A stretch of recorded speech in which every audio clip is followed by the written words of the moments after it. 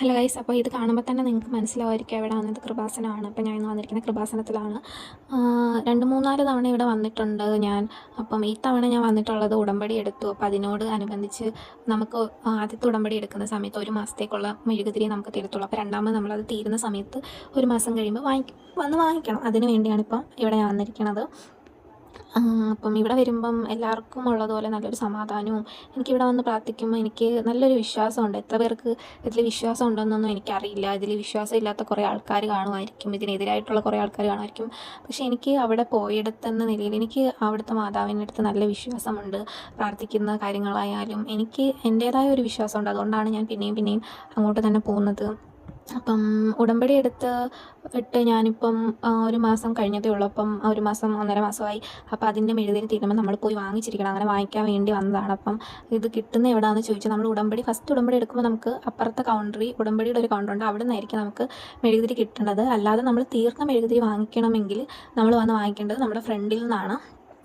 നമ്മുടെ മുൻവശത്തുള്ള ഫസ്റ്റ് കയറുന്ന മുൻവശത്തുള്ള 12-ാം നമ്പർ അവിടെ നിന്നാണ് നമ്മൾ വാങ്ങിക്കേണ്ടത്. എന്ന് വെച്ചാൽ നമ്മൾ മാലയും കൊന്തമാലയും കൈച്ചെയിനും എല്ലാം വാങ്ങിക്കുന്ന ആ സ്ഥലത്ത് നിന്ന് തന്നെയാണ് നമ്മൾ ഉടമ്പടിക്ക് തീർന്ന മെഴുകുതിരി വാങ്ങിക്കേണ്ടത്. അപ്പോൾ ഒരിക്കലും ചെന്ന് അതിൻ്റെ ഫ്രണ്ടിൽ നേരത്തെ നമുക്ക് കിട്ടിയിട്ടുള്ള ഫസ്റ്റ് ഉടമ്പടി കിട്ടി അവിടെ ചെന്നാൽ നമുക്ക് കിട്ടത്തില്ല. എനിക്കറിയത്തില്ലായിരുന്നു. പിന്നെ അവരോട് ഒക്കെ ചോദിച്ചിട്ടാണ് അറിഞ്ഞത്.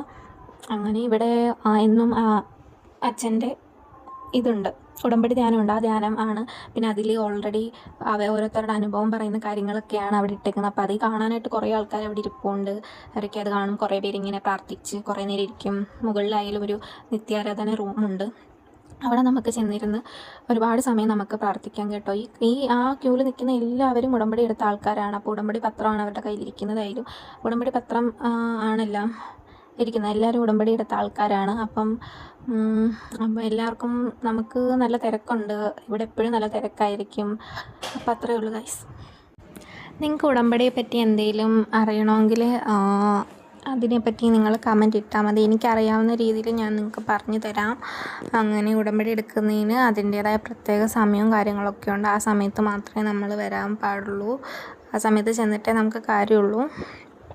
അങ്ങനെ ഇവിടെ ഉടമ്പടി എടുക്കാനായിട്ട് കുറേ ആൾക്കാർ തന്നെ ഉണ്ട്. ഈ നിൽക്കുന്ന ക്യൂ മൊത്തം അവരാണ്.